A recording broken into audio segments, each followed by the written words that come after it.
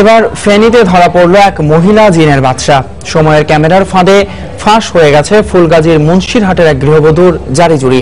রাশিদ আক্তার অনিমের নামে প্রতারক এখন স্বামী সহ জেল হাজতে। দেখুন বক্তের মুন্নার অনুসন্ধানী রিপোর্ট। জিনের বাচ্চা পরিচয় দিয়ে আমার আম্মুর সাথে একটা মহিলা অনেক টাকা পয়সা হাতে নিচ্ছে আজকে কয়েক বছর ধরে। আমি এটা বুঝতে পারার পরে ওনাকে বোঝানোর পরে উনি যেহেতু বোঝে না, এরপরে আমি কয়েকদিন আগে সময় টেলিভিশনের ফেনী অফিসে যে শাখাটা আছে ওখানে যাই। ফেনীর বনানীপাড়ার এই সুলতানা রাজিয়ার কথা সূত্র ধরে সোমবার বিকেলে শহরের একটি বাসায় জিনের বাসাকে আটক করতে সময় সংবাদের ক্যামেরার ফাঁদ পাতা হয়। রাত 8:30 জিনের নিয়ন্ত্রক ফুলগাজী মুন্সিরহাটের গৃহবধূ রাশেদ আক্তার অনিমা আমাদের সাজানো ঘটনা শুনতে থাকে।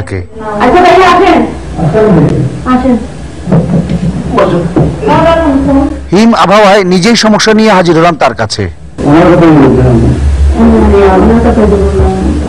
সে আমাদের বের করে অন্ধকার কক্ষে এভাবেই শব্দ করে হাজির হয় জিনের বাদশা রূপে।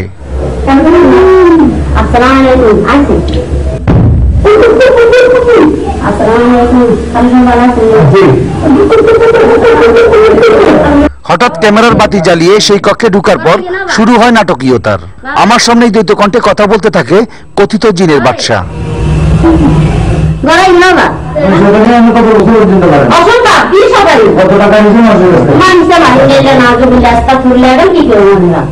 ধরা পড়ার পর শুরু হয় কথিত জিনের বাদশার মুক্তির আকুতি। একসময় প্রতারণা শিকার সুলতানার মায়ের সামনে ক্যামেরায় সে প্রকাশ করে জিনের কণ্ঠ তার ফাঁদ পাতার কৌশল।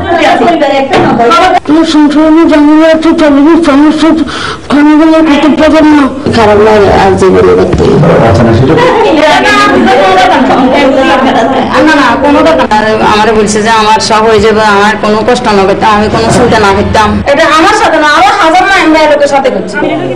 6 ঘন্টার এই অভিযানে আটক কথিত জিনের বাদশার সহযোগিতার স্বামী মোহাম্মদ ইকবাল সহ তাদের পুলিশ ফেনী মডেল থানা নিয়ে যায়। মানুষরূপী এই জিন চক্রের ফাঁদে আটকা পড়ে প্রতারণার শিকার হয়েছেন অনেকেই। তবে এখন সময় ক্যামেরার ফাঁদে আটকা পড়ে এই জিন চক্র যাচ্ছে শ্রীঘরে। এখন এমন অনেক জিন চক্র আছে লোকালে, যাদের হাত থেকে সহজ সরল মানুষগুলো মুক্ত হতে পারবে কি, এই প্রশ্ন থেকেই যায়। বক্তের মুন্না, সময় সংবাদ, ফেনী। আপনারা দেখছেন সময় সংবাদ, সঙ্গেই থাকুন।